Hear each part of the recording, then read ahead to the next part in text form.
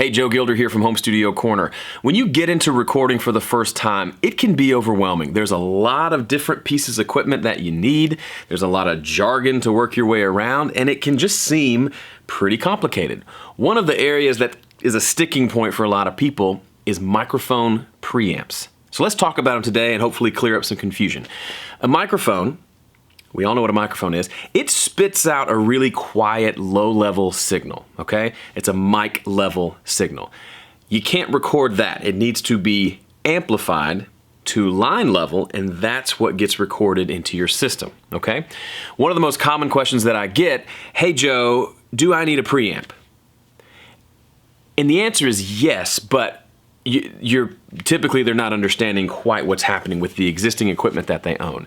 Chances are you own some sort of audio interface, okay? Something that has USB or Firewire or Thunderbolt or whatever the latest connection is, and they have some sort of connections like this. So this is an older PreSonus interface. It has 4 microphone inputs here, and then it's got a bunch of inputs and outputs on the back. So this plugs in USB to the computer. I can plug my microphone into here, adjust the volume, and that gets recorded, okay?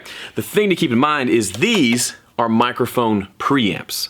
Anytime you see a microphone input, whether it's on a mixer or an interface, if it says mic input, it has a preamp attached to it because all microphones need to go through some sort of preamplification before they're usable.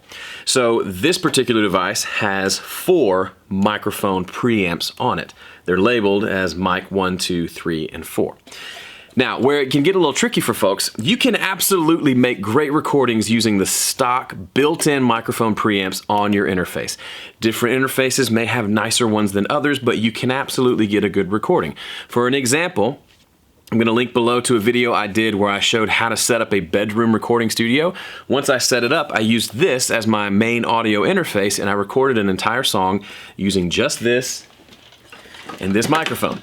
And I never was much of a fighter.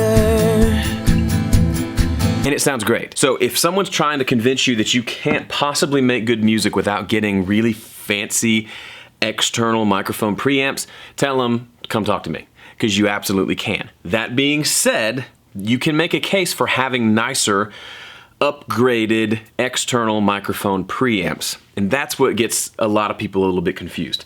You have microphone inputs here. You may want some sort of external microphone preamp. Let's talk about that. First, hang on. No, I never was much of a fighter. Okay, this is one of the preamps from my rack. It's an older PreSonus Eureka. I think I've shown this to you in videos before. This is an external standalone mic preamp. It's also a channel strip. That can be confusing. Channel strip simply means it's like a channel out of a console. It has a microphone preamp and also may have an EQ and or compressor section. Compressor here, EQ here. So for the purposes of this video, let's just assume this is a single channel microphone preamp. We can forget about the compression and EQ. All preamps will have 2 things, a microphone input and a line level output. This particular preamp is awesome because it actually gives us 2 different types of line level outputs.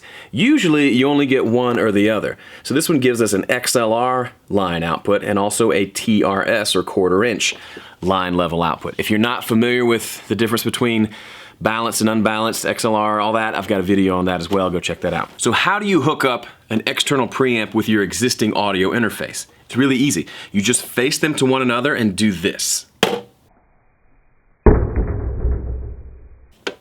I'm just kidding. This is how it actually works. Take your microphone, plug a microphone cable into it, and run that to the mic input of your preamp. Now, sometimes the connection's on the back, sometimes the connection's in the front, does not matter. From your preamp, you're gonna take the line output and run a cable, some sort of a balanced cable, could be XLR, could be TRS, from the output of the preamp to a line input on the audio interface. Now here's where it's gonna get tricky and you're gonna have to do a little bit of homework. Does your audio interface have line inputs? Chances are it does. How do you know? It'll look something like this. Line inputs.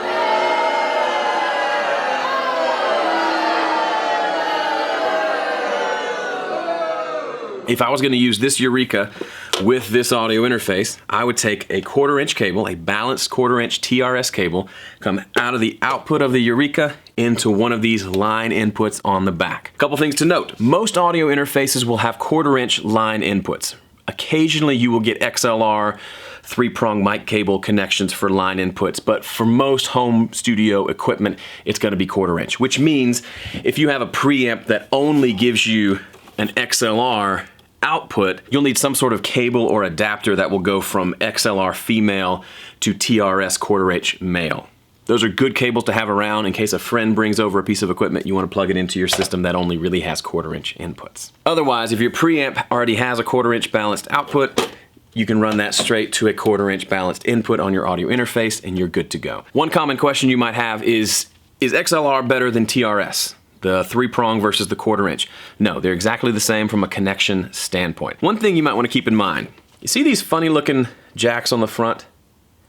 See how you can plug a microphone into them, but you can also plug a 1/4 inch jack? These are called combo jacks. That means you can plug either an XLR cable or a 1/4 inch cable. Now on this particular one, these first two are designated as instrument inputs. These are not wanting to see a microphone preamp. They're wanting to see something like a guitar or a bass.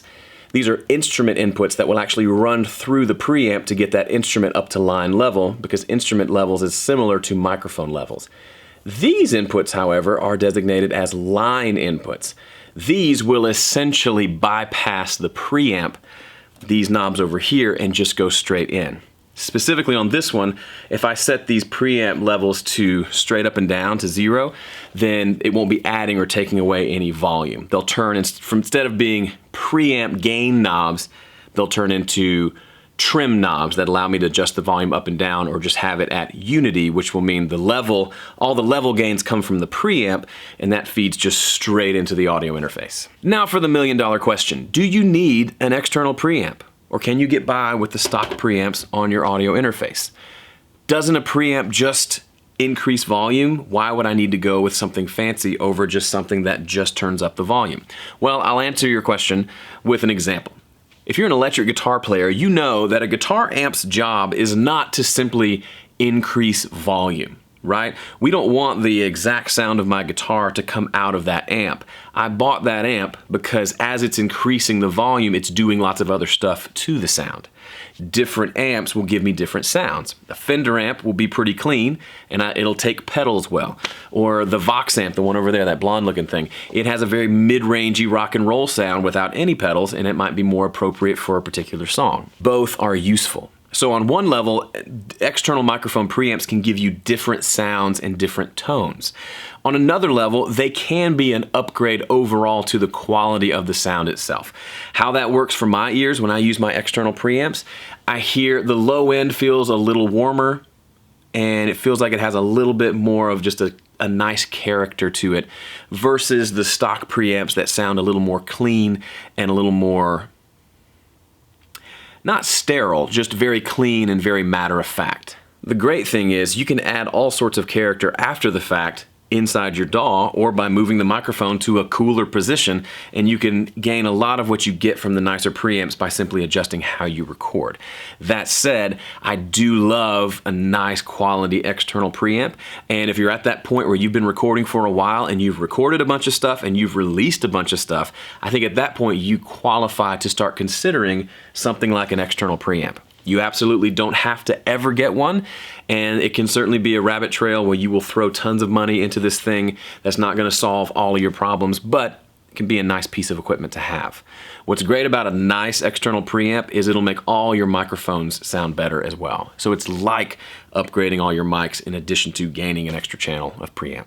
All right, that's it for me. Thanks so much for watching this. If you want to get better at recording, which will make you use tools like this much better, you need to check out my recording cheat sheet. It's over at recordingcheatsheet.com. It's 100% free. The link is right here. Go check it out, and I'll see you in the next video.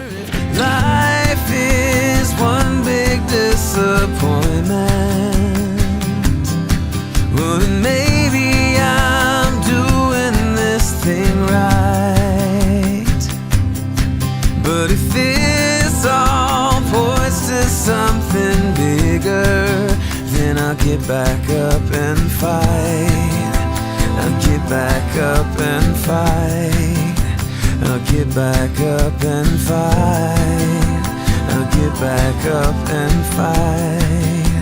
I'll get back up and fight.